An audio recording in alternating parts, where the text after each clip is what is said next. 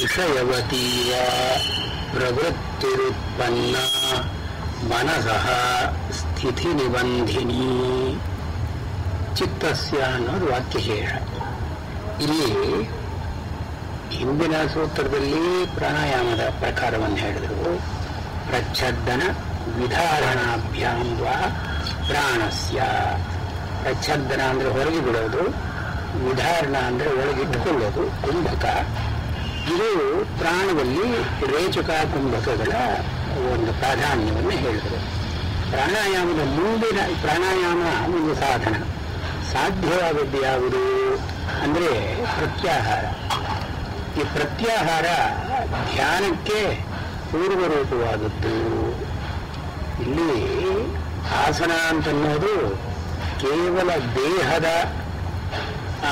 ವಿಷಯಗಳನ್ನು, ಪರಿಕರಗಳನ್ನು ಒಂದು ಹಿಡಿತಕ್ಕೆ ತಗೊಳ್ಳೋದಕ್ಕೆ ಆಸನ ಅಂತ ಅನ್ನೋದು. ಈ ಪ್ರಾಣಾಯಾಮ ಅಂತನ್ನೋದು ದೇಹದಲ್ಲಿ ಇರತಕ್ಕಂಥ ಪ್ರಾಣವಾಯುವಿನ ಸಂಚಾರ. ಅಂದ್ರೇನು? 5 ಮುಖ್ಯವಾದ ಪ್ರಾಣಗಳು: ಪ್ರಾಣಾಪಾನ ವ್ಯಾನ ಉದಾನ ಸಮಾನಗಳು. 5 ಉಪಪ್ರಾಣಗಳು: ಧನಂಜಯ, ಕರಕರ ಇತ್ಯಾದಿಯಾಗಿ ಈ ದಶಪ್ರಾಣಗಳನ್ನು ಒಂದು ಹಿಡಿತದಲ್ಲಿ ತಂದುಕೊಳ್ಳೋದಕ್ಕೆ ಪ್ರಾಣಕ್ರಿಯೆಯಲ್ಲಿ 3 ವೃತ್ತಿಗಳನ್ನು ಹಿಡಿದು, ಅಂದ್ರೇನು? ಅಂತರ್ಗಮನ, ಬಹಿರ್ವಿರೇಚನ, ಕುಂಭಕ. ಎಲ್ಲ ಪ್ರಾಣವೃತ್ತಿಗಳಿಗೂ ಇದು ಕಾಮನ್ ಆಗಿರತಕ್ಕಂಥದ್ದು. ಇದು ದೇಹಕ್ಕಿಂತ ಸೂಕ್ಷ್ಮವಾದದ್ದು. ಅನ್ನಮಯ ಕೋಶಕ್ಕಿಂತ ಪ್ರಾಣಮಯ ಕೋಶ ಸೂಕ್ಷ್ಮವಾದದ್ದು. ಪ್ರಾಣಮಯ ಕೋಶದ ಒಂದು ಹಿಡಿತ, ಒಂದು ಆಯಾಮ, ಇದು ಯಾತಕ್ಕಾಗಿ ಅಂದರೆ ಮನೋಮಯ ಕೋಶವನ್ನು ಶುದ್ಧಿಗೊಳಿಸುವುದಕ್ಕಾಗಿ. ಮುಂದಿನ ಕೋಶ ಅಂದ್ರೆ ಏನು? ಅನ್ನಮಯ ಕೋಶದ ಒಳಗೆ ಪ್ರಾಣಮಯ ಕೋಶ ಇದೆ, ಪ್ರಾಣಮಯ ಕೋಶದ ಒಳಗೆ ಮನೋಮಯ ಕೋಶ ಇದೆ. ಆದ್ದರಿಂದ ಪ್ರಾಣಾಯಾಮದ ಸ್ವರೂಪ ಏನು ಅಂದರೆ ಪ್ರತ್ಯಾಹಾರಕ್ಕೆ ಸಾಧನ ರೂಪವಾಗಿ ಇರತಕ್ಕಂಥದ್ದು. ಈ 35ನೇ ಸೂತ್ರದಲ್ಲಿ ಪ್ರತ್ಯಾಹಾರವನ್ನು ಹೇಳ್ತಾ ಇದ್ದಾರೆ. ಪ್ರತ್ಯಾಹಾರ ಅಂತನ್ನೋ ಮಾತಿಗೆ, ಯಾಕಂದರೆ ಯೋಗದ ಅಷ್ಟಾಂಗಗಳಲ್ಲಿ ಆಸನ, ಯಮನಿಯಮ ಅಂತನ್ನೋದು ಸಾಮಾನ್ಯವಾಗಿ ಆಸನ, ಪ್ರಾಣಾಯಾಮ, ಪ್ರತ್ಯಾಹಾರ, ಧ್ಯಾನ, ಧಾರಣ, ಸಮಾಧಯ ಅಷ್ಟಾಂಗಗಳಲ್ಲಿ ಹೇಳೋದು. ಈ ಪ್ರತಿ ಹೃ ಅಂತನ್ನೋದು ಧಾತು. ಹೃ ಅಂದರೆ ಸೆಳೆಕೊಳ್ಳೋದು, ಇಟ್ಟುಕೊಳ್ಳೋದು, ಒಳಗೆ ತಂದುಕೊಳ್ಳೋದು, ಹರಣ, ಹೃ ಅಂತ ಮಾತಿಗೆ. ಇದು ಪ್ರತಿ ಹೃ ಅಂದರೆ ಎಲ್ಲ ಕಡೆಯಿಂದಲೂ ಕೂಡ ಆ ಅಂತನ್ನೋ ಮಾತಿಗೆ ಸಮಂತಾದು. ಎಲ್ಲ ಕಡೆಯಿಂದಲೂ ಕೂಡ ಪ್ರತಿ ಅಂತನ್ನೋ ಮಾತಿಗೆ ಪ್ರತಿಯೊಂದು ಇಂದ್ರಿಯಕ್ಕೂ ಕೂಡ ಅನ್ವಯಿಸುವ ಹಾಗೆ ವಿಷಯಗಳನ್ನು ಒಳಗೆಳೆಕೊಳ್ಳೋದು. ಅಂದ್ರೆ ಏನು? ವಿಷಯಗಳ ಮೇಲೆ ದೃಷ್ಟಿ ಇದ್ರೂ ಕೂಡ ಈ ವಿಷಯಗಳ ಮೇಲಿನ ದೃಷ್ಟಿ ತನ್ನ ಒಳಗೆ ನೆಲೆಯಾಗಿ ನಿಲ್ಲಬೇಕೇ ವಿನಃ ವಿಷಯಗಳಲ್ಲಿ ಆಲಂಬನೆ ಮಾಡಬಾರದು. ಈ ಕಣ್ಣಿದೆ, ಕಣ್ಣಿನಲ್ಲಿ ಮನಸ್ಸು ಕೆಲಸ ಮಾಡ್ತಾ ಇದೆ, ಹೊರಗಡೆ ಒಂದು ರೂಪ ಇದೆ, ಯಾವುದೋ ಒಂದು ರೂಪ. ಕಣ್ಣು ರೂಪ ಎರಡರ ಸಂಪರ್ಕ ಉಂಟಾಗಿದೆ. ಆತ್ಮ ಮನಸ ಸಂಯುಜ್ಯತೆ ಮನ ಇಂದ್ರಿಯೇನ ಇಂದ್ರಿಯ ಅರ್ಥೇನ. ಇಂದ್ರಿಯಕ್ಕೂ ಅರ್ಥಕ್ಕೂ ಒಂದು ಸಂಪರ್ಕ ಇಲ್ಲಿ ಸಿದ್ಧವಾಗಿದೆ. ಇವಾಗ ಸಂಪರ್ಕ ಸಿದ್ಧವಾಗುವಾಗ ತುಲ್ಯ ಪ್ರಧಾನತ ಅಂತ ಒಂದು ವಿಷಯ ಉಂಟು. ತುಲ್ಯ ಪ್ರಧಾನತ ಅಂದ್ರೆ ಏನು? ಸಮಪ್ರಧಾನವಾಗಿ ವಿಷಯವೂ ಮತ್ತು ಇಂದ್ರಿಯವೂ ಸಮಪ್ರಧಾನವಾಗಿರತಕ್ಕದ್ದು. ಅಂದರೆ ಕಣ್ಣಿನಲ್ಲಿ ನೋಡಬೇಕು ಅಂತ ಅನ್ನೋ ಪ್ರವೃತ್ತಿ ಇದೆ. ಈ ರೂಪದಲ್ಲಿ ನೋಡಿಸಿಕೊಳ್ಳಬೇಕು, ಗ್ರಾಹ್ಯತ ಅಂತ ನೋಡಿದೆ. ಇದರಲ್ಲಿ ಈ ಗ್ರಾಹಕತ, ಅದರಲ್ಲಿ ಗ್ರಾಹ್ಯತ ಎರಡೂ ಸಮಪ್ರಧಾನವಾಗಿದ್ದಾಗ ತುಲ್ಯ ಸ್ರೋತ ಅಂತ ಕರೀತಾರೆ ಅದನ್ನು. ಇದು ಅಲ್ಲಿ ಹೋಗುತ್ತೆ, ಅದು ಇಲ್ಲಿ ಬರುತ್ತೆ. ಇಂದ್ರಿಯ ವ್ಯಾಪಾರ ಅಂತ ನೋಡಿ ಹೀಗೆ ನಡೀತಾ ಇದೆ. ಆದರೆ ಇಲ್ಲಿ ಈ ಪ್ರತ್ಯಾಹಾರ ಅಂತನ್ನೋ ಕ್ರಿಯೆಯಲ್ಲಿ ಇಲ್ಲಿ ತುಲ್ಯ ಪ್ರಧಾನತ ಅಂತಿಲ್ಲ, ವಿಷಯಗಳ ಕಡೆ ಪ್ರಾಧಾನ್ಯ ಇಲ್ಲ. ವಿಷಯಗಳನ್ನು ಗ್ರಹಣ ಮಾಡಬೇಕು ಅಂತ ಉತ್ಸುಕತೆ ಇಂದ್ರಿಯಕ್ಕೆ ಇಲ್ಲ. ಯಾಕಿಲ್ಲ ಅಂದ್ರೆ ಮನಸ್ಸು ಇಂದ್ರಿಯವನ್ನ ಆಕ್ರಮಿಸಿ ತನ್ನಲ್ಲಿ ತಾನು ನಿಲ್ಲೋ ಹಾಗೆ ಮಾಡ್ತಾ ಇದೆ. ಆದ್ರಿಂದ ಇಂದ್ರಿಯಗಳ ಬಲ ಹೋಯಿತು. ಆದರೆ ಇಂದ್ರಿಯಗಳನ್ನು ಬಿಟ್ಟು ಈ ಮನಸ್ಸೇ ಕೆಲಸ ಮಾಡ್ತಾ ಇಲ್ಲ, ಧ್ಯಾನ ಅಂತ ಅನಿಸ್ಕೊಂಡಿರುತ್ತೆ, ಅದು ಧಾರಣ ಅಂತ ಅನಿಸ್ಕೊಳ್ಳುತ್ತೆ. ಆದ್ದರಿಂದ ಇಲ್ಲಿ ಇನ್ನೂ ಆ ಸೌಕರ್ಯ ಇಲ್ಲದೆ ಇರುವವರ ಸಲುವಾಗಿ ಒಂದು ವಿಷಯ ಇರಬೇಕು, ವಿಷಯದಲ್ಲಿ ಒಂದು ಪ್ರವೃತ್ತಿ ಅಂತ ಇರಬೇಕು. ಆದರೆ ವಿಷಮ ಪ್ರಾಧಾನ್ಯ ಅಂತ ಇರಬೇಕು. ಅಂದ್ರೆ ಏನು, ವಿಷಯದ ಕಡೆ ಪ್ರಾಧಾನ್ಯ ಅಲ್ಲ, ಇಂದ್ರಿಯ ಗ್ರಹಣದ ಕಡೆ ಪ್ರಾಧಾನ್ಯ ಹೆಚ್ಚು. ಅದಕ್ಕಾಗಿ ಸೂತ್ರದಲ್ಲಿ ಏನು ಹೇಳ್ತಾರೆ, ವಿಷಯವತಿ, ವಿಷಯ ಅಂತ ಅನ್ನೋದಲ್ಲಿ ಇರಬೇಕು. ವಿಷಯವತಿ ಸ್ತ್ರೀಲಿಂಗವನ್ನು ಯಾಕೆ ಹೇಳಿದ್ದಾರೆ ಅಂದರೆ ಸ್ಥಿತಿ ನಿಬಂಧಿನಿ ಅಂತನೂ ಸ್ತ್ರೀಲಿಂಗ. ಅಂದ್ರೆ ಏನು, ಒಂದು ಕಡೆ ಮನಸ್ಸನ್ನ ನಿಲ್ಲಿಸೋದಕ್ಕೆ ಉಪಯುಕ್ತವಾಗದಂತಹದ್ದು ಸ್ಥಿತಿ ನಿಬಂಧಿನಿ. ಸ್ಥಿತಿ ಅಂದ್ರೆ ಸ್ಟೇಷನರಿ, ಸ್ಥಾಧಾತು, ಸ್ಥಾ ಇಷ್ಟು ಸ್ಟ್ಯಾಂಡ್. ಸ್ಥಿತಿ ಅಂದ್ರೆ ಒಂದು ಕಡೆ ನೆಲೆಯಾಗಿ ನಿಲ್ಲತಕ್ಕಂತಹದ್ದು. ಇದನ್ನ ನಿಬಂಧಿನಿ ಉಂಟು ಮಾಡತಕ್ಕಂತಹದ್ದು, ಇದಕ್ಕೆ ಸಂಬಂಧವನ್ನು ಹೊಂದಿರತಕ್ಕಂತಹದ್ದು. ಇದು ಸ್ಥಿತಿ ನಿಬಂಧಿನಿ. ಯಾವುದರ ಸ್ಥಿತಿಗೆ ನಿಬಂಧಿನಿ? ಮನಸಃ ಸ್ಥಿತಿ ನಿಬಂಧಿನಿ. ಮನಸಃ ಮನಸ್ಸಿನ ಸ್ಥಿತಿಗೆ ಇದು ನಿಬಂಧನವಾಗತಕ್ಕದ್ದು. ಅಂದರೆ it is related to the stability of the mind. ಮನಸಃ ಸ್ಥಿತಿ ನಿಬಂಧಿನಿ. ಈ ಪ್ರತ್ಯಾಹಾರದ ಡೆಫಿನಿಷನ್ ಅದು ಕೊಟ್ಟರು. ಪ್ರತ್ಯಾಹಾರದಲ್ಲಿ ಏನು ಮಾಡ್ತಾ ಇದ್ದೀವಿ ನಾವು ಅಂದರೆ ಮನಸಃ ಸ್ಥಿತಿ ನಿಬಂಧಿನಿ. ಮನಸ್ಸು ಒಂದು ಕಡೆ ನಿಲ್ಲೋದಕ್ಕೆ ಅನುಕೂಲವಾಗಿ ನಾವು ಮಾಡ್ತಾ ಇದ್ದೀವಿ. ಅಂದ್ರೆ ಮುಂದೆ ಧಾರಣಾ ಧ್ಯಾನ ಅಂತ ಎರಡು ಬರುತ್ತೆ, ಅದಾದ ತಕ್ಷಣ ಸಮಾಧಿ ಅಂತ ಬರುತ್ತೆ. ಆದ್ದರಿಂದ ಅಲ್ಲಿಯವರೆಗೆ ಈ ಮನಸ್ಸು ಈ ಧ್ಯಾನ ಧಾರಣೆಗಳಲ್ಲಿ ಬುದ್ಧಿ ಪ್ರಮುಖವಾಗಿ ಬರುತ್ತೆ, ಪ್ರತ್ಯಾಹಾರದಲ್ಲಿ ಮನಸ್ಸು ಪ್ರಮುಖವಾಗಿ ಬರುತ್ತೆ, ಪ್ರಾಣಾಯಾಮದಲ್ಲಿ ಪ್ರಾಣ ಮುಖ್ಯವಾಗಿ ಬರುತ್ತೆ. ಆದ್ದರಿಂದ ಇಲ್ಲಿ ಮನಸಃ ಸ್ಥಿತಿ ನಿಬಂಧಿನಿ. ಯಾವುದು? ಪ್ರವೃತ್ತಿ. ಇವನು ಯಾವ ಸಾಧನೆಯನ್ನು ಮಾಡ್ತಾ ಇದ್ದಾನೋ ಈ ಪ್ರವೃತ್ತಿ, ಇದು ಯಾತಕ್ಕೆ ಕಾರಣವಾಗುತ್ತೆ ಅಂದ್ರೆ ಮನಸಃ ಸ್ಥಿತಿ ನಿಬಂಧಿನಿ. ಇಲ್ಲಿ ಮಾಡತಕ್ಕಂಥದ್ದು ಏನು? ವಿಷಯವತಿ ವಾ ಪ್ರವೃತ್ತಿ ಉತ್ಪನ್ನ. ಅಂದ್ರೆ ವಿಷಯವತಿ, ವಿಷಯವನ್ನು ಹೊಂದಿದ್ದು ಅಂದ್ರೆ ವಿಷಯ ಇದ್ದಾಗ ಇಂದ್ರಿಯ ವ್ಯಾಪಾರ ನಡೆಯುತ್ತಾ ಇದ್ದು, ಅಂದ್ರೇನು? ಮೂಗಿಂದಲೋ, ಕಣ್ಣಿನಿಂದಲೋ, ಕಿವಿಯಿಂದಲೋ, ಯಾವ ಇಂದ್ರಿಯಗಳ ಮೂಲಕವಾಗಿ ಆದರೂ ಅದರ ರೆಸ್ಪೆಕ್ಟಿವ್ ಆಬ್ಜೆಕ್ಟ್ಸ್, ಕಣ್ಣಾದರೆ ರೂಪ, ಕಿವಿಯಾದರೆ ಶಬ್ದ, ಮೂಗಾದರೆ ಗಂಧ ಇತ್ಯಾದಿಯಾಗಿ ಅವುಗಳ ವಿಷಯಗಳಿರುತ್ತಲ್ಲ, ಇದನ್ನು ಹೊಂದಿದ್ದು ವಿಷಯವತಿ ವಾ ಪ್ರವೃತ್ತಿ ಉತ್ಪನ್ನ. ಅಂದ್ರೆ ಏನು? ಇಲ್ಲಿ ವಾ ಅಂತನ್ನೋ ಮಾತು ಅಥವಾ ಆಲ್ಟರ್ನೇಟ್ಲಿ ಅಂತನ್ನೋ ಅರ್ಥವನ್ನು ಕೊಡೋ ಹಾಗೆ ಕಾಣುತ್ತೆ.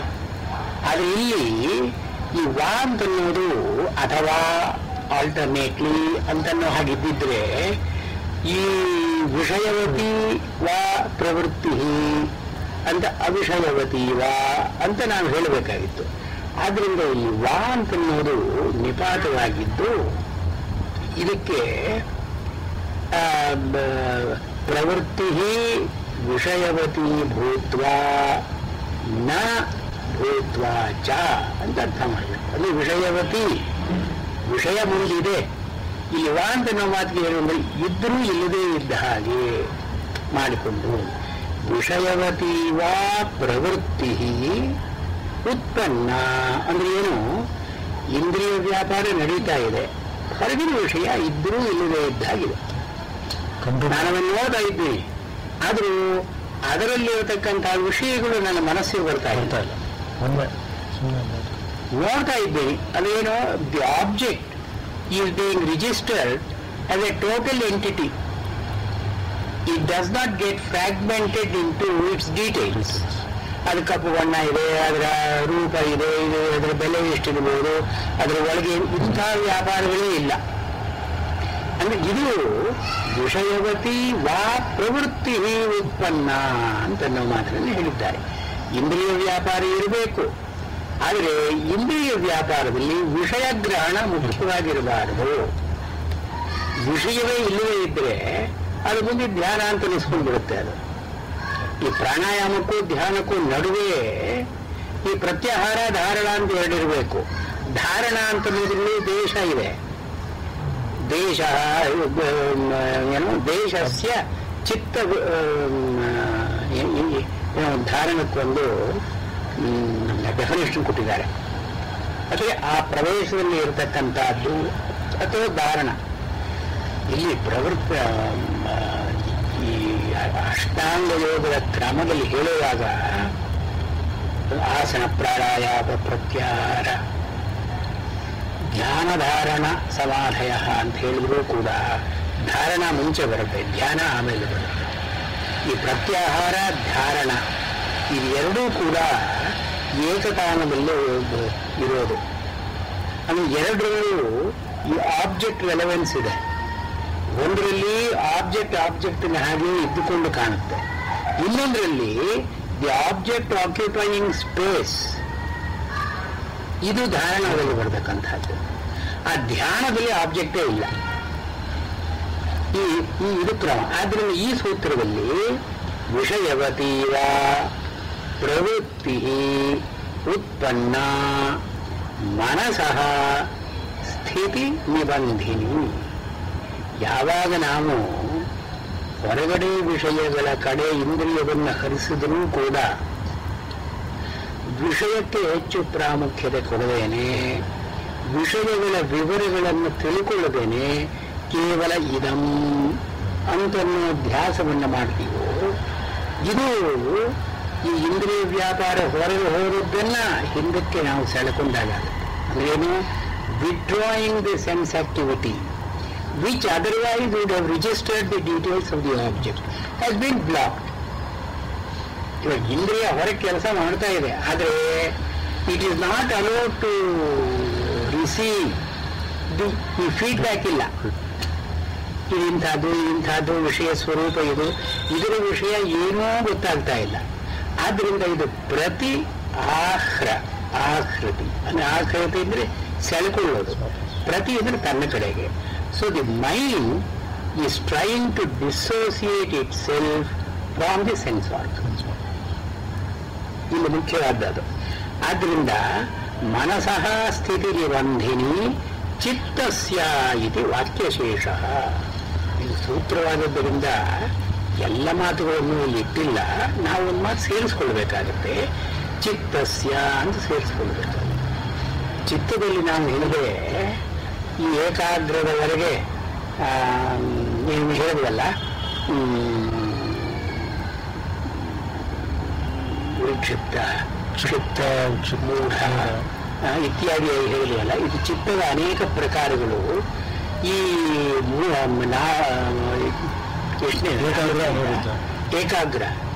ಏಕಾಗ್ರ ಅಂತನ್ನೋದಲ್ಲಿ ನಿರುದ್ಧ ಅಂತನ್ನೋದು ಕರೆಯೋದು, ನಿರುದ್ಧ ಸಮಾಧಿಗೆ. ಏಕಾಗ್ರ ಅಂತನ್ನುವಾಗ ಮನಸಃ ಸ್ಥಿತಿ ನಿಬಂಧನಿ ಪ್ರತ್ಯಾಹಾರ ರೂಪ ಕ್ರಿಯೆ, ಪ್ರತ್ಯಾಹಾರ ಅಂತನ್ನೋ ರೂಪದ ಕ್ರಿಯೆ ಅಂತ ಇದು ಇಲ್ಲಿ ಮನಸಃ ಸ್ಥಿತಿ ನಿಬಂಧಿನಿ. ಇದರಲ್ಲಿ ಎರಡು ಹೇಳ್ತಾರೆ.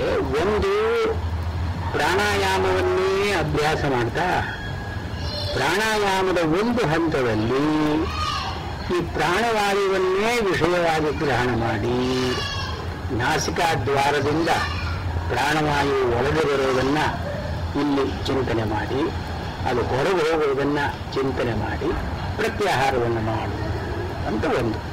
ಅಂದರೆ ಇದರಲ್ಲಿ ಒಂದಕ್ಕೊಂದಕ್ಕೆ ಕೊಂಡಿ ಹಾಗೆ ಬೆಸಕೆ ಹಾಕಿ ಆಸನದಲ್ಲಿ ಪ್ರಾಣಾಯಾಮಕ್ಕೆ ಸೇರಿದ ಹಾಗೆ ಪ್ರತ್ಯಾಹಾರಕ್ಕೆ ಸೇರಿದ ಹಾಗೆ ಧಾರಣಕ್ಕೆ ಸೇರಿದ ಹಾಗೆ ಧ್ಯಾನ. ಈ ಸಮಾಧಿ ಅನ್ನೋದು ವಿರುದ್ಧ.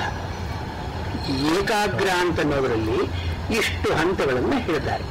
ಆಸನ ಪ್ರಾಣಾಯಾಮ ಪ್ರತ್ಯಾಹಾರ ಧಾರಣ ಧ್ಯಾನಾನಿ ಏಕಾಗ್ರತಾಯ ಚಿಹ್ನಾನಿ. ಏಕಾಗ್ರ ಅಂತನ್ನೋದಕ್ಕೆ ಇದು 4 ಹೇಳ್ತಾರೆ. ಆದ್ರಲ್ಲಿ ಈ ಪ್ರತ್ಯಾಹಾರ ಅಂತನ್ನೋದನ್ನ ಈ ಪ್ರಾಣಾಯಾಮದ ಉತ್ತರಾಂಗವಾಗಿಯೇ ಮಾಡತಕ್ಕದ್ದು ಅಂತ ಒಂದು ಕ್ರಮ. ಪ್ರಾಣಾಯಾಮದ ಉತ್ತರಾಂಗ ಅಂತಂದ್ರೆ ಪ್ರಾಣವಾಯುವೇ ವಿಷಯವತಿ, ಪ್ರವೃತ್ತಿ ಅಂತನ್ನೋ ಮಾತಿಗೆ ರೇಚಕ ಪೂರಕಾನಿ, ರೇಚಕ ಪೂರಕ ಇದೇ ಪ್ರವೃತ್ತಿಗಳು. ಇದು ಮನಸಃ ಸ್ಥಿತಿ ನಿಬಂಧನಿ ಅಂದ್ರೆ ಏನು, ಮನಸ್ಸಿನಿಂದ ಪ್ರಾಣವಾಯು ಮತ್ತು ನಾಸಿಕಾಗ್ರ ಇದರ ಸಂಪರ್ಕ ಯಾವಾಗುತ್ತೆ ಅಂತನ್ನೋದನ್ನ ಮನಸ್ಸು ಗ್ರಹಣ ಮಾಡಿ ಮತ್ತೆ ಒಳಗಿರತಕ್ಕಂತಹ ಗಾಳಿ ಹೊರಗೆ ಹೋಗುವಾಗ ನಾಸಿಕಾದ್ವಾರದ ಮೂಲಕ ಹೊರಗೆ ಹೋಗುತ್ತಲ್ಲ, ಆವಾಗಿರತಕ್ಕ ಸಂಪರ್ಕ ಸ್ಪರ್ಶ, ಪ್ರಾಣ ಸ್ಪರ್ಶ ಅಂತ ಕರೀತಾರೆ. ಇದನ್ನ ಮನಸ್ಸಿನಿಂದ ನಾವು ಕಲ್ಪನೆ ಮಾಡಿಕೊಳ್ಳೋರು ಮನಸಃ ಸ್ಥಿತಿ ನಿಬಂಧನಿ.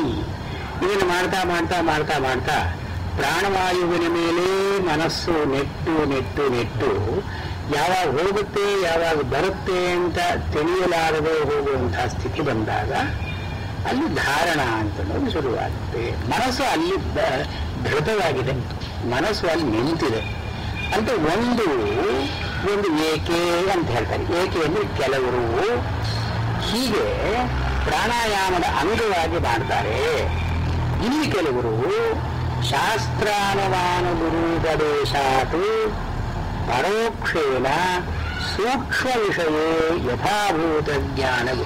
ಇಲ್ಲಿ ಕೆಲವರು ಏನು ಮಾಡ್ತಾರೆ, ಈ ಇಂದ್ರಿಯ ವ್ಯಾಪಾರಗಳನ್ನ ಬಿಗಿ ಹಿಡಿದು ಅಂದ್ರೆ ಏನು, ಹೊರಗಡೆ ಕಣ್ಣು ಒಂದು ರೂಪವನ್ನು ನೋಡ್ತಾ ಇದ್ದಾಗ ಈ ರೂಪವನ್ನು ಕುರಿತು ಏನೂ ಆಲೋಚನೆ ಮಾಡದೇನೆ ಅಂತನ್ನೋದಲ್ಲ, ಈ ರೂಪದಲ್ಲಿ ಇರತಕ್ಕಂಥ ಸ್ವಾರಸ್ಯ ಏನು, ಈ ರೂಪದಲ್ಲಿ ಯಾವ ತನ್ಮಾತ್ರಗಳು ಕೆಲಸ ಮಾಡುತ್ತೆ ಅಥವಾ ಇದರ ಸಂಕೇತ ಏನು ಅಂತ ಹೇಳಿ ಶಾಸ್ತ್ರದಲ್ಲಿ ಹೇಳಿರತಕ್ಕಂಥ ಯಾವುದಾದ್ರೂ ಒಂದು ವಾಕ್ಯವನ್ನು, ಯಾವುದಾದ್ರೂ ಒಂದು ಪ್ರತಿಮೆಯನ್ನು, ಯಾವುದಾದ್ರೂ ಒಂದು ಯಂತ್ರವನ್ನು ನಾವು ಎದುರಿಗಿಟ್ಟುಕೊಂಡು ಯಂತ್ರದಲ್ಲಿ ಏನು ವಿಷಯ, ಇದರಲ್ಲಿ 4 ದ್ವಾರಗಳಿಗೆ ಏನು ಹೇಳ್ತಾರೆ, ಹೇಗೆ ಹೇಳ್ತಾರೆ, ಅಥವಾ ಪ್ರತಿಮೆ ಇದ್ದರೆ ಇದರಲ್ಲಿ ಆಕಾರ ಕೇಶಾಂತ ಯಾವ ರೂಪ ಇದೆ ಇದನ್ನ ಕಣ್ಣೊಳಗೆ ನಿಲ್ಲಿಸ್ಕೊಳ್ಳೋದು. ಇದನ್ನ ಮಾಧ್ವ ಸಂಪ್ರದಾಯದಲ್ಲಿ ಬಿಂಬೋಪಾಸನೆ ಅಂತ ಹೇಳುವಾಗ ಇದನ್ನೇ ಅವರು ಹೇಳೋದು. ಯಾವುದಾದ್ರೂ ಒಂದು ಮೂರ್ತಿಯನ್ನ ನಮ್ಮ ಮನಸ್ಸಿನಲ್ಲಿ ಅದರ ಪ್ರತಿಮೆ ಮೂಡುವವರೆಗೆ ಅದನ್ನ ತದೇಕ ಧ್ಯಾನದಿಂದ ನೋಡಿ ಮಾಡ್ಕೊಳ್ಳೋದು. ಕಣ್ಣಿನೊಳಗೆ ನೋಡು, ಒಳಗಣ್ಣಿನಿಂದಲೇ ನೋಡು ಮೂಜಗದ ದೊರೆಯ ಅಂತ ಪುರಂದರದಾಸರು ಬಂದಿರಲ್ಲ.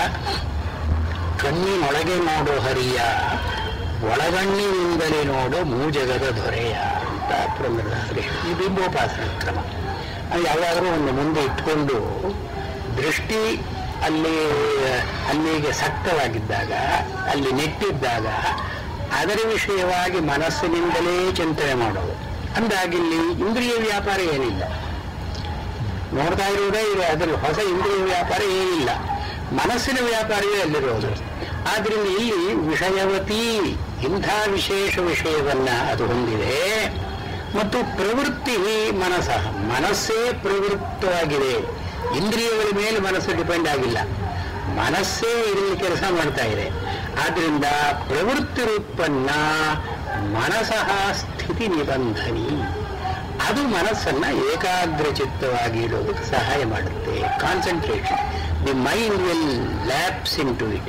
ಇದನ್ನ ಲಯಯೋಗ ಅಂತ ಕರೀತಾರೆ.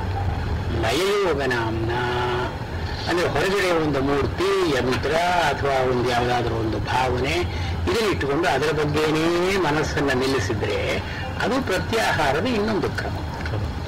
ಅಂದ್ರೆ ಇದು ಪ್ರಾಣಾಯಾಮಕ್ಕೆ ಸೇರಿದ ಹಾಗಲ್ಲ, ಆ ಮುಂದಿನ ಧ್ಯಾನಕ್ಕೆ ಅನುಕೂಲವಾಗುವ ಹಾಗಿದು. ಇವಾಗ 2 ಏಕೆ ಅಂತಂದ್ರೆ ಕೆಲವರು, ಅಪರ ಅಂದ್ರೆ ಬೇರೆಯವರು ಅಂತೇಳಿ ಹೇಳೋರು ಏನು ಅಂದ್ರೆ, ಒಂದು ಪ್ರಾಣಾಯಾಮವನ್ನೇ ಮುಂದಿನ ಹೆಜ್ಜೆ ತಗೊಂಡು ಬಂದ್ರೆ ಪ್ರತ್ಯಾಹಾರವಾಗುತ್ತೆ ಅಂತ. ಅಥವಾ ಇನ್ನೊಬ್ಬರು ಕೆಲವರು ಹೇಳೋದೇನು ಅಂದ್ರೆ ಧಾರಣಾಗಿ ಹಿಂದಿನ ಲೆವೆಲ್ನಲ್ಲಿ, ಹಿಂದಿನ ಸ್ಟೇಜ್ನಲ್ಲಿ ಇದು ಮನಸಃ ಸ್ಥಿತಿ ನಿಬಂಧನಿ.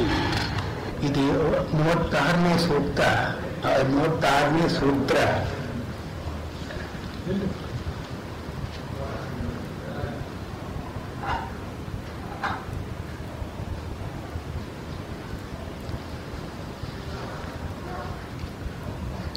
ಮೂವತ್ತಾರನೇ ಸೂತ್ರವನ್ನ 35ನೇ ಸೂತ್ರದ ಅನುವರ್ತನ ಅಂತ ಕರೀತಾರೆ. ಅನುವರ್ತನ ಅಂದ್ರೆ ಅದೇ ಮುಂದುವರಿಸಿಕೊಂಡು ಬಂದದ್ದು. ಅಲ್ಲಿ ಪ್ರವೃತ್ತಿ ಅಂತ ನಾವು ಮಾತು ಬಂತು. ಪ್ರವೃತ್ತಿ ವಿಷಯವತಿ ಮನಸಃ ಸ್ಥಿತಿ ನಿಬಂಧಿನಿ. ಆ ಪ್ರವೃತ್ತಿ ಅಂತನ್ನೋದು ಹೀಗೆ ಮನಸ್ಸಿನ ಪ್ರವೃತ್ತಿಯಾಗದೇನೆ ವಿಶೋಕ ವಾ ಜ್ಯೋತಿಷ್ಮತಿ ಪ್ರವೃತ್ತಿ ಅಂತ ನಾವು ಒಂದು ಅಧ್ಯಾಹಾರ ಅಂದರೆ ಸೇರಿಸಿಕೊಳ್ಳಬೇಕಾದದ್ದು. ಇಲ್ಲಿ ವಿಶೋಕ ಶೋಕ ಅಂತನ್ನೋ ಮಾತಿಗೆ ಶುಚಿ ಧಾತು. ಶುಚಿ ಅಂದರೆ ಹೊರಗಡೆಯ ವಿಷಯಗಳಿಂದ ಮನಸ್ಸಿಗೆ ಖೇದವಾಗುವ ಹಾಗಿದ್ದರೆ, ಘಾಸಿಯಾಗುವ ಹಾಗಿದ್ದರೆ ಶೋಕ ಅಂತ ಕರೀತಾರೆ. ಹೊರಗಡೆ ವಿಷಯವನ್ನ ಮನಸ್ಸಿನ ಮೇಲೆ ಪ್ರಭಾವ ಬೀರೋದಕ್ಕೆ ಬಿಡದೇ ಇದ್ದರೆ ವಿಶೋಕ, ವಿಗತ ಶೋಕ. ಶೋಕ ಇಲ್ಲದೇ ಇರೋ ಹಾಗೆ ಮಾಡತಕ್ಕಂಥ ಪ್ರವೃತ್ತಿ ಅಂದ್ರೇನು? ಈ ವಿಷಯಗಳ ಅಸ್ಮಿತಾ ಮಾತ್ರ, ಈ ವಿಷಯಗಳನ್ನು ನಾನು ನೋಡ್ತಾ ಇದ್ದೀನಿ ಅಂತ ಅಷ್ಟೇ ಇವನ ಧ್ಯಾಸ ಪ್ರವೃತ್ತಿ. ಈ ವಿಷಯ ವಿಚಾರವಾಗಿ ಯಾವ ಗೊಂದಲವೂ ಇವನ ಮನಸ್ಸಿನ ಮೇಲೆ ಬೀಳ್ತಾ ಇಲ್ಲ. ಅಸ್ಮಿತಾ ಮಾತ್ರ, ನಾನು ನೋಡ್ತಾ ಇದ್ದೀನಿ ಅಂತನ್ನೋದು ಮಾತ್ರ ಇದ್ದಾಗ ಈ ಪ್ರವೃತ್ತಿಯನ್ನ ವಿಶೋಕ ಅಂತ ಕರೀತಾರೆ. ವಿಗತ ಶೋಕ ಅಂತನ್ನೋ ಮಾತಿಗೆ ಏನರ್ಥ? ಅಸ್ಮಿತಾ ಮಾತ್ರ. ಯಥಾ ಅಸ್ಮಿತಾಯಾಂ ಸಮಾಪನ್ನಂ ಚಿತ್ತಂ ನಿಸ್ತರಂಗಮಹೋದಧಿಕಲ್ಪಂ ಶಾಂತಂ ಅನಂತಂ ಅಸ್ಮಿತಾ ಮಾತ್ರಂ ಭವತಿ. ಇಲ್ಲಿ ಮನಸ್ಸು ವಿಷಯವತಿ ಅಂತಾದಾಗ ರಜಸ್ಸು, ತಮಸ್ಸು ಮತ್ತು ಸತ್ವ ಮೂರೂ ಗುಣಗಳಿಂದ ಕೂಡಿರುತ್ತೆ. ವಿಷಯ ಅಂತ ಅನ್ನೋದು ತಮಸ್ಸು, ಈ ಮನಸ್ಸು ಅನ್ನೋದು ಸತ್ವ. ಇದು ಎರಡರ ವಿಷಯವತಿ ಅಂತಿದೆಯಲ್ಲ ಅದು ರಜಸ್ಸು. ಹೀಗೆ ವಿಷಯವತಿ ಮನಸಃ ಪ್ರವೃತ್ತಿ ಅಂತನ್ನುವಾಗ ಸತ್ವ, ರಜಸ್ಸು, ತಮಸ್ಸು ಮೂರೂ ಗುಣಗಳ ಒಂದು ವ್ಯಾಪಾರ ಇದೆ ಅಂತ ಅರ್ಥ. ಇಲ್ಲಿ ಈ ವಿಷವಕಾಂತ ಅನ್ನೋದ್ರಲ್ಲಿ ಶಾಂತಂ, ಇಲ್ಲಿ ಸತ್ವರಜಸ್ತಮೋ ಗುಣಗಳ ಸಂಬಂಧ ಇಲ್ಲವೇ ಇರೋದು. ಮತ್ತು ನಿಸ್ತರಂಗ ಮಹೋರಧಿಕಲ್ಪಂ, ನಿಸ್ತರಂಗ ಅಲೆಗಳಿರದೇ ಇರತಕ್ಕಂಥ ದೊಡ್ಡ ಸಮುದ್ರದ ಹಾಗೆ ಮಹೋರಧಿಕಲ್ಪಂ ಶಾಂತಂ. ಕಲ್ಪ ಅಂದ್ರೆ ಅದಿದ್ದ ಹಾಗೆ. ನಿಸ್ತರಂಗ ಮಹೋ ಅಂದ್ರೇನು? ಈ ಮನಸ್ಸಿನಿಂದ ವಿಷಯಗಳನ್ನು ಗ್ರಹಣ ಮಾಡುವಾಗ ಈ ಚಿತ್ತದಲ್ಲಿ ಅಲೆಗಳು ಬಂದ ಹಾಗೆ ವಿಷಯಗಳನ್ನು ಗ್ರಹಣ ಮಾಡ್ತಾ ಇದೆ. ಇಲ್ಲಿ ವಿಷಯಗಳನ್ನು ಗ್ರಹಣ ಮಾಡದೇ ಇರೋದರಿಂದ ನಿಸ್ತರಂಗ ಅಂದ್ರೆ ವೇವ್ಸ್ ಇಲ್ಲ, ಇಲ್ಲಿ ಅಂದ್ರೆ ಅಲೆಗಳು ಬರ್ತಾ ಇಲ್ಲ. ಆದರೆ ಈ ಚಿತ್ತ ಅಂತನ್ನೋದಕ್ಕೆ ಈ ಕೊನೆ ಆ ಕೊನೆ ಅಂದ್ರೆ ನಾನು ಅಂತ ಅನ್ನೋದು ಒಂದು ಕೊನೆ, ಇದು ಅಂತನ್ನೋದು ಇನ್ನೊಂದು ಕೊನೆ. ಈ ನಾನು ಇದು ಅಂತನ್ನೋ ಆ ಮರ್ಯಾದ ಅಂದ್ರೆ ಸೀಮೆ, ದಿ ಲಿಮಿಟ್ಸ್, ಇದು ಇಲ್ಲದೆ ಇದ್ದಾಗ ಮಹೋರಧಿ ಒಳ್ಳೆ ದೊಡ್ಡ ಸಮುದ್ರ ಇದ್ದ ಹಾಗೆ ನಿಸ್ತರಂಗ ಮಹೋರಧಿಕಲ್ಪಂ ಶಾಂತಂ. ಶಾಂತಂ ಅಂದ್ರೆ ರಜಸ್ತಮೋ ಸತ್ವ ರಜಸ್ತಮೋ ಗುಣ ಇಲ್ಲದೇ ಇರುವುದು. ಅನಂತಂ, ಅನಂತ ಅಂತ ಅನ್ನೋದು ದೇಶತಃ ಕಾಲತಃ ಎರಡೂ ದೃಷ್ಟಿಗಳಿಂದ. ಅಂತ ಅಂದ್ರೆ ಕೊನೆ, ಇದು ಇಲ್ಲಿಯವರೆಗಿದೆ, ಇಲ್ಲಿಯವರೆಗೆ ಮನಸ್ಸಿನ ಪ್ರಭುತ್ವ, ಇನ್ನು ಮುಂದೆ ಇಲ್ಲ ಅಂತನ್ನುವಾಗ ಅಂತ ಶಾಂತ. ಅಥವಾ ಇಷ್ಟು ಕಾಲ ಮನಸ್ಸಿನ ಸ್ಥಿತಿ ಇರುತ್ತೆ, ಇದಾದ ಮೇಲೆ ಇರೋಲ್ಲ, ಅಂದರೆ ದೇಶತಃ. ಇದು ಅನಂತ ಅಂದ್ರೆ infinite, both from point of view of time and space. ದೇಶತಃ ಕಾಲತಃ ಚ ಅಸ್ಮಿತಾ ಮಾತ್ರಂ ಭವತಿ. ಇದು ಕೇವಲ ಅಸ್ಮಿತಾ, ಅಸ್ಮಿ ಅಂದರೆ ಇದೀನಿ ಅಂತ, ಅಸ್ಮಿತಾ ನಾನಿದ್ದೀನಿ ಅಂತ ಅಷ್ಟೇ ಕಲ್ಪನೆ. ಇದೇನೋ ಅದೇನೋ ಅಂತ ಅನ್ನೋ ಕಲ್ಪನೆಯೇ ಇಲ್ಲ. ಅಂದ್ರೆ ಇಲ್ಲಿ ಏನಾಯಿತು, ಮನಸ್ಸು ಇಟ್ ಹ್ಯಾಸ್ ಲ್ಯಾಪ್ಸ್ಡ್ ಇನ್ ಬುದ್ಧಿ. ಬುದ್ಧಿಯಲ್ಲಿ ಮನಸ್ಸು ಅಂತರ್ಗತವಾಯಿತು. ಬುದ್ಧಿ ಅಂದರೆ ಕಾನ್ಷಿಯಸ್ನೆಸ್, ಅದು ಅರಿವು, ಕೇವಲ ಅರಿವಿದೆ ಇಲ್ಲಿ. ಯಾವ ಅರಿವು ಅಂತ ನೋವಿಲ್ಲ. ಇವಾಗ ಹೇಗೆ ಸಮಾಧಿಯಲ್ಲಿ ಸವಿಕಲ್ಪ ನಿರ್ವಿಕಲ್ಪ ಅಂತ ಇದೆಯೋ, ಗ್ರಹಣದಲ್ಲಿಯೂ ಕೂಡ ಸವಿಕಲ್ಪ ನಿರ್ವಿಕಲ್ಪ ಅಂತ ಇದೆ. ಏನೋ ಗೊತ್ತಾಯಿತು, ಏನು ಗೊತ್ತಾಯಿತು ಅಂತನ್ನೋ ವಿಷಯ ಅಲ್ಲಿಲ್ಲ. ಇದನ್ನು ವಿಶೋಕ ಅಂತ ಕರೀತಾರೆ. ಇದು ಅಸ್ಮಿತಾ ಮಾತ್ರಂ ಭವತಿ. ಈ ಅಸ್ಮಿತಾ ಮಾತ್ರ ಅಂತನ್ನುವಾಗ ಇಲ್ಲಿ ಅಯಮರ್ಥ ಹೃತ್ಪದ್ಮ ಸಂಪುಟ ಮಧ್ಯೆ ಪ್ರಶಾಂತ ಕಲ್ಲೋಲ ಕ್ಷೀರೋದಭಿಪ್ರಖ್ಯಂ ಚಿತ್ತಸತ್ವಂ ಭಾವಯತಃ ಪ್ರಜ್ಞಾಲೋಕಾತ್ ಸರ್ವವೃತ್ತಿಕ್ಷಯೇ ಚೇತಸಃ ಸ್ಥೈರ್ಯಂ ಉತ್ಪದ್ಯತೆ. ಇಲ್ಲಿ ಆಗ ಮನಸ್ಸಿಗೆ ಎಲ್ಲಿ ಮನಸ್ಸಿನ ವ್ಯಾಪಾರ ಇಲ್ಲ, ಮನಸ್ಸಿನ ಅಧಿಕಾರ ಇಲ್ಲ, ಬುದ್ಧಿಯೇ ಅಲ್ಲಿ ಬಂದು ನಿಂತು ಅಂತನ್ನುವಾಗ ಇಲ್ಲಿಯವರೆಗೆ ಪ್ರತ್ಯಾಹಾರ ಮಾಡಿದ್ದು 3 ಮಂಡಲಗಳಲ್ಲಿ ಸೂರ್ಯಮಂಡಲ, ಇಲ್ಲಿ ಜಾಗ್ರತ್ ಅಂತನ್ನೋ ಸ್ಥಾನದಲ್ಲಿ ಇರತಕ್ಕಂಥ ಓಂಕಾರದಲ್ಲಿ ಅಕಾರ ರೂಪವಾದಂಥ ಸೂರ್ಯಮಂಡಲ ಅನ್ನೋದು ಕಂಠ. ಆಮೇಲೆ ಚಂದ್ರಮಂಡಲ ಉಕಾರದಲ್ಲಿ ನಿದ್ರಾಸ್ಥಾನದಲ್ಲಿರತಕ್ಕಂಥ ಭೂಮಧ್ಯದಲ್ಲಿ ಚಂದ್ರಮಂಡಲ, ಅದರ ಮೇಲೆ ಅಗ್ನಿಮಂಡಲ ಬ್ರಹ್ಮರಂಧ್ರದಲ್ಲಿ ಮಕಾರ ರೂಪವಾಗಿ ಸುಷುಪ್ತಿ. ಹೀಗೆ ಜಾಗ್ರತ್ ಸ್ವಪ್ನ ಸುಷುಪ್ತಿಗಳನ್ನು ಸಂಕೇತ ಮಾಡತಕ್ಕಂಥ ಓಂಕಾರದ 3 ಮಾತ್ರೆಗಳಾದ ಅಕಾರ ಉಕಾರ ಮಕಾರಗಳನ್ನು ಸೂರ್ಯಮಂಡಲ, ಚಂದ್ರಮಂಡಲ, ಅಗ್ನಿಮಂಡಲ ಅಂತ ಮೇಲೆ ಇಟ್ಟು, ಇದು ಈ ಸೂರ್ಯ ಚಂದ್ರ ಅಗ್ನಿ ಇದು 3 ಕೂಡ ಹೇಗೆ ಈ ನಿಸ್ತರಂಗ ಮಹೋದಧಿವತು ಹೀಗಿರ್ತಾರೆ ಅಂತಂದ್ರೆ, ಹೃತ್ಪದ್ಮ ಸಂಪುಟ ಮಧ್ಯೆ ಹೃತ್ಪದ್ಮ, ಈ ಹೃತ್ ಅಂತನ್ನೋದು ಈ ಫಿಸಿಕಲ್ ಹಾರ್ಟ್ ಇಲ್ಲಲ್ಲ, the centre part of the ಬಾಡಿಯಲ್ಲಿ ಕಾನ್ಸ್ಟಿಟ್ಯೂಷನ್, ಇದನ್ನ ಹೃತ್ ಅಂತ ಹೇಳ್ತಾರೆ. ಆ ಹೃತ್ ಇರೋದು ಇಲ್ಲಿಂದ ಇಲ್ಲಿವರೆಗೆ ಹೃತ್ ಅಂತ ಯೋಗದ ಪರಿಭಾಷೆಯಲ್ಲಿ. ಹೃತ್ ಪದ್ಮ ಸಂಪುಟ ಮಧ್ಯೆ, ಈ ಹೃತ್ ಅಂತನ್ನೋ ಕಮಲ ಇದೆಯಲ್ಲ, ಇದರ ಸಂಪುಟಾಕಾರವಾಗಿ ಅಂದರೆ ವೃತ್ತವಾಗಿ ಮಾಡಿದರೆ ಪ್ರಶಾಂತ ಕಲ್ಲೋಲ ಕ್ಷೀರೋದಭಿಪ್ರಖ್ಯಂ ಚಿತ್ತಸತ್ವಂ. ಈ ಮನಸ್ಸಿಗೂ ಮೂಲಭೂತವಾದಂಥ ಚಿತ್ತ ಅಥವಾ ಬುದ್ಧಿ ಅಂತ ಏನಿದೆ, ಇದು ಈ ಸ್ಥಾನದಲ್ಲಿದೆ. ಅಂದರೆ ವಿಶುದ್ಧ ಸ್ಥಾನದಿಂದ ಬ್ರಹ್ಮರಂಧ್ರ ಸ್ಥಾನದವರೆಗೆ, ಸಹಸ್ರಾರದವರೆಗೆ ಈ ಚಿತ್ತತತ್ವ ಅಂತ ನೋಡಿದೆ. ವಿಶುದ್ಧ, ಆಜ್ಞಾ, ಸಹಸ್ರಾರ, ಈ 3 ಚಕ್ರಗಳಲ್ಲಿ ಇದು ಚಿತ್ತಸತ್ವಂ ಭಾವಯತಃ ಪ್ರಜ್ಞಾಲೋಕಾತ್. ಈ ಪ್ರಜ್ಞಾ ಆಲೋಕಾತ್, ಪ್ರಜ್ಞಾ ಅಂದ್ರೆ ಈ ಬುದ್ಧಿ ಅಥವಾ ಕಾನ್ಷಿಯಸ್ನೆಸ್, ಇದರ ಆಲೋಕ ಅಂದ್ರೆ ಬೆಳಕು. ಅಂದರೆ ಸೂರ್ಯ ಚಂದ್ರ ಅಗ್ನಿ 3 ದೇವತೆಗಳ ಬೆಳಕು. ಈ ಬೆಳಕಿನಲ್ಲಿ ಸರ್ವವೃತ್ತಿ ಕ್ಷಯೇ, ಎಲ್ಲ ಮನಸ್ಸಿನ ವೃತ್ತಿಗಳೂ ಕೂಡ ಕ್ಷಯವಾಗಲಾಗಿ ಇದನ್ನು ವಿಶೋಕ ಅಂತ ಕರೀತಾರೆ. ಮತ್ತು ಅದೇ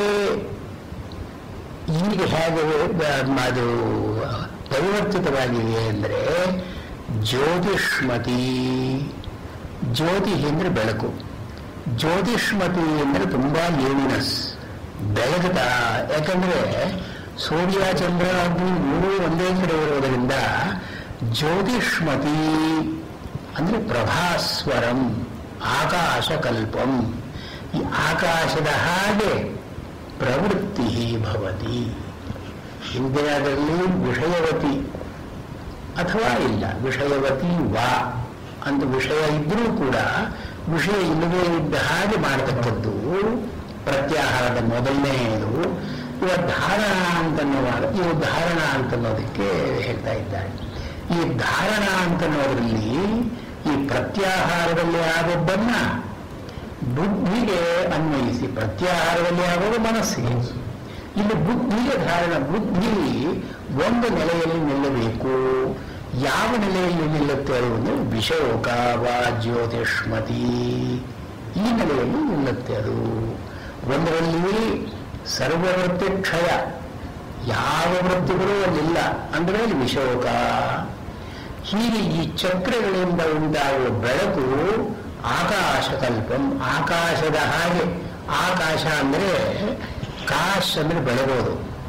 ಆ ಸಮಂತಾತ್ ಕಾಶತೆ ಇತಿ ಆಕಾಶ, ಎಲ್ಲೆಲ್ಲಿಯೂ ಇರುತ್ತೆ, ಸರ್ವವ್ಯಾಪಿಯಾಗಿರುತ್ತೆ, ಎಲ್ಲಕ್ಕೂ ಕೂಡ ಅದು ಆಸ್ಪದವನ್ನು ಮಾಡಿಕೊಡ್ತೀವಿ. ಇದು ಆಕಾಶ. ಆದ್ದರಿಂದ ಪ್ರಭಾಸ್ವರಂ ಆಕಾಶಕಲ್ಪಂ ಜ್ಯೋತಿರಸ್ಯಾಂ ಅಸ್ತಿ ಪ್ರಕಾಶರೂಪ ಜ್ಯೋತಿ. ಈ ಸಾತ್ವಿಕ ಪ್ರಕಾಶ ಅಂತನ್ನೋದು ಬೆಳೆಯುತ್ತೆ. ಈ ಸಾತ್ವಿಕ ಪ್ರಕಾಶವೇ ಪ್ರಣವ. ಅಕಾರ ಉಕಾರ ಮಕಾರಗಳಿಂದ ಕೂಡಿದಂತಹ ಪ್ರಣವ. ಅಕಾರ ಅಂತನ್ನೋದು ವಿಶುದ್ಧ ಸ್ಥಾನದಲ್ಲಿ, ಉಕಾರ ಅಂತನ್ನೋದು ಆಜ್ಞಾಚಕ್ರದ ಸ್ಥಾನದಲ್ಲಿ, ಮಕಾರ ಅಂತನ್ನೋದು ಸಹಸ್ರಾರದಲ್ಲಿ. ಈ ಪ್ರದೇಶಗಳಲ್ಲಿ ಬುದ್ಧಿಯನ್ನು ನಾವು ಹಿಡಿದು ಇಟ್ಟಿರೋದ್ರಿಂದ ಧಾರಣ ಅಂತ ಅನ್ನಿಸ್ಕೊಳ್ತಿದ್ವು.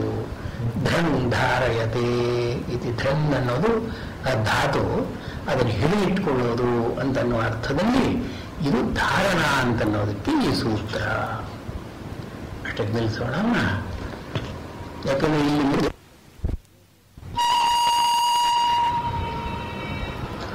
ಈ ಧಾರಣ ಅಂತನ್ನೋದಕ್ಕೇನೆ ವಾ ಅಂತ ಒಂದು ಆಲ್ಟರ್ನೇಟಿವ್ ಹೇಳಿ ವಿಶೋಕ ವಾ ಜ್ಯೋತಿಷ್ಮತಿ ಅಂತ ಸೂತ್ರ.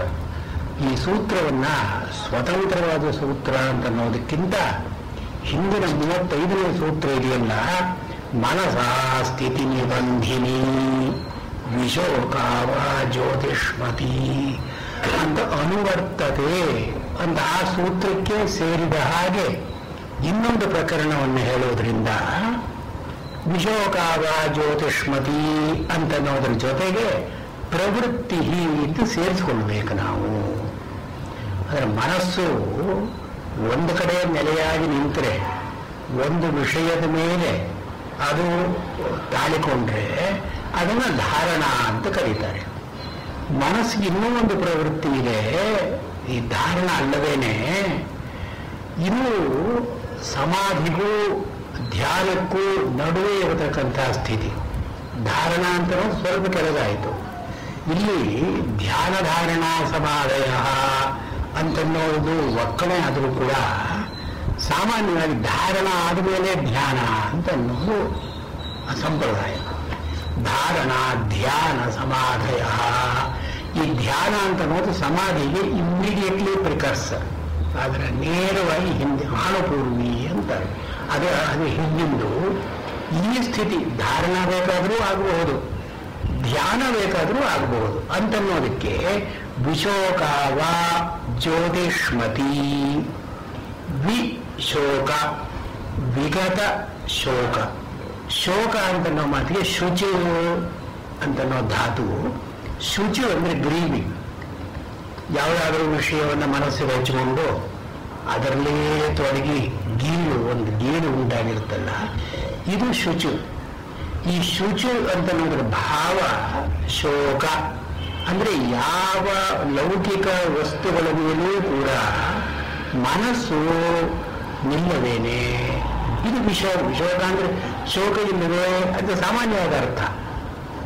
ಇಲ್ಲಿ ಶಾಸ್ತ್ರದಲ್ಲಿ ಆ ಸಾಮಾನ್ಯವಾದ ಅರ್ಥ ಹೇಳಬಾರ್ದು. ಪ್ರತಿಯೊಂದು ಮಾತಿಗೂ ಕೂಡ ರೂಢಿಯಿಂದ ಒಂದು ಅರ್ಥ ಇರುತ್ತೆ, ಯೋಗದಿಂದ ಒಂದು ಅರ್ಥ ಇರುತ್ತೆ. ಯೋಗ ಅಂದರೆ ಎಟಿಮಾಲಜಿ, ಅದು ಯಾವ ಧಾತು, ಧಾತುವಿನ ಅರ್ಥ ಏನು, ಅದಕ್ಕೆ ಯಾವ ವ್ಯಾಕರಣ ಪ್ರಕ್ರಿಯೆ ಸೇರಿದೆ, ಇದೆಲ್ಲ ಆಲೋಚನೆ ಮಾಡಿ ಇದಕ್ಕೀಗ ಅರ್ಥ ಅಂತ ಹೇಳೋದು ಯೌಗಿಕ ಅರ್ಥ.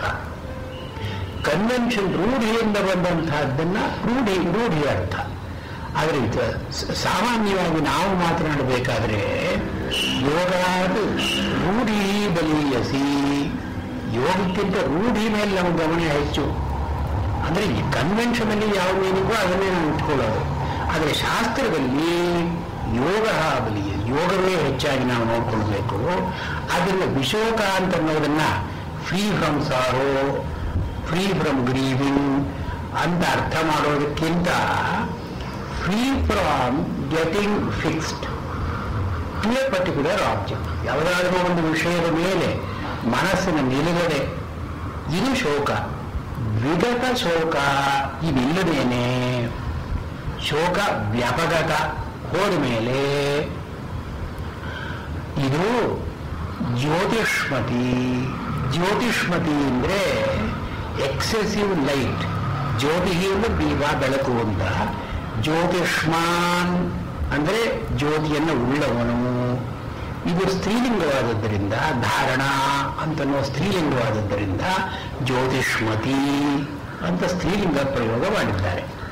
ಧಾರಣಾವ ವಿಶೋಕಾವ ಜ್ಯೋತಿಷ್ಮತಿ ಪ್ರವೃತ್ತಿ. ಮನಸ್ಸು ಈ ಸ್ಥಿತಿಯಲ್ಲಿ ಧಾರಣ ಆಗಿದೆ, ಸಮಾಧಿ ಮುಟ್ಟಿಲ್ಲ, ಧ್ಯಾನ ಅಂತನ್ನೋದು ಪರಿಪಾಕ ಆಗಬೇಕಾಗಿದೆ.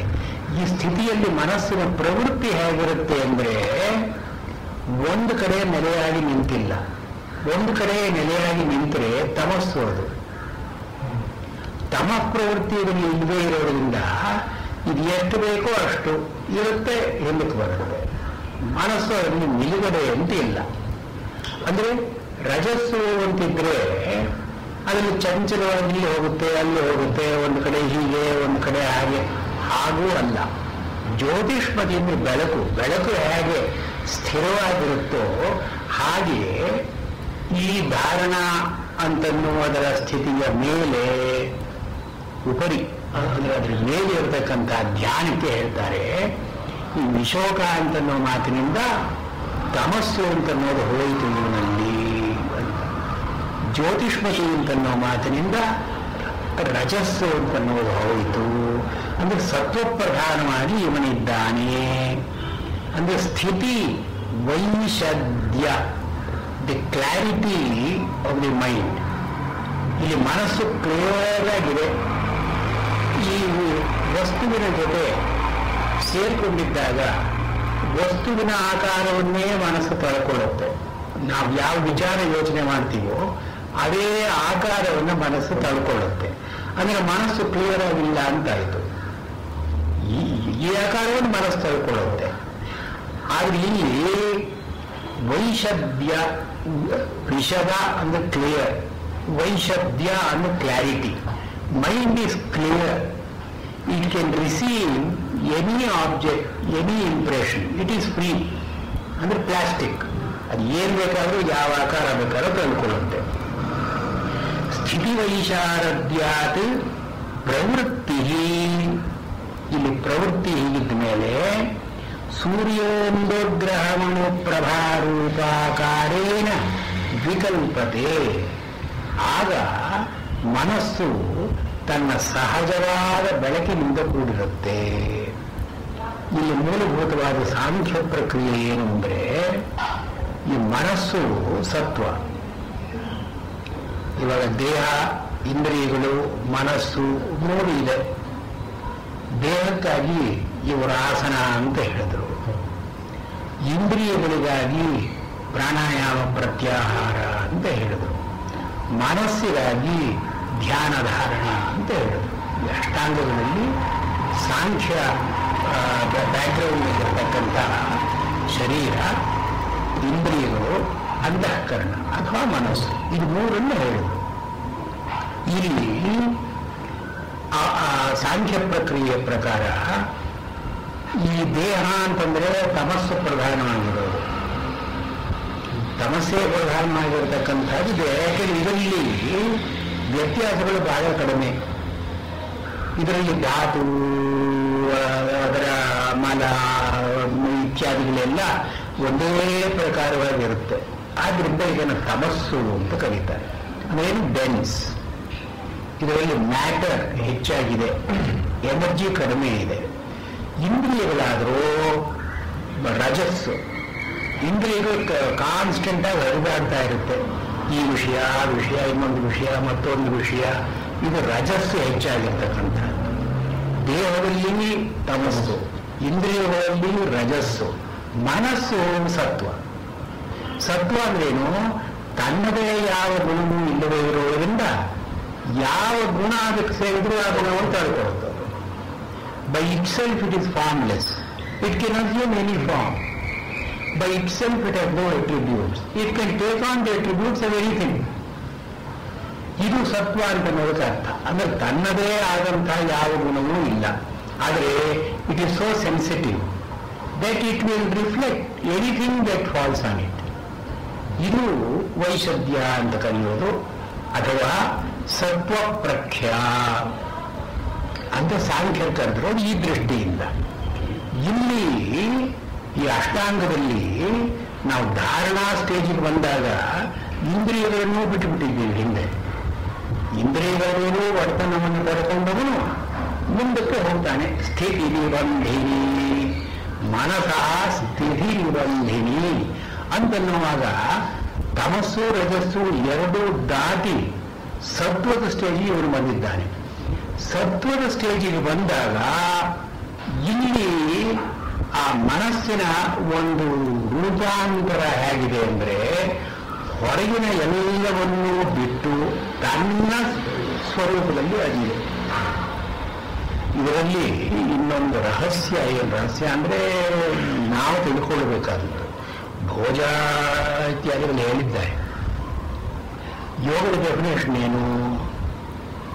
ಚಿತ್ತವೃತ್ತಿ ನಿರೋಧ. ನಿರೋಧ ರೂಪವಾಗಿ ಯೋಗಕ್ಕೆ ಡೆಫಿನೇಷನ್ ಮೊದಲಲ್ಲೇ ಕೊಟ್ಟಿದ್ದಾರೆ. ಇವೆಲ್ಲ ವರ್ಕಿಂಗ್ ಕಾನ್ಸೆಪ್ಟ್ಸ್, ಇವೆಲ್ಲ ಬೇಸಿಕ್ ಫೌಂಡೇಶನಲ್ ಐಡಿಯಾಸ್. ಯೋಗ ಅಂದ್ರೆ ಏನು? ಒಂದು ನಿರೋಧ, ಚಿತ್ತವೃತ್ತಿಗಳ ನಿರೋಧಕ್ಕೆ ನಾವು ಯೋಗ ಅಂತ ಹೇಳ್ತೀವಿ.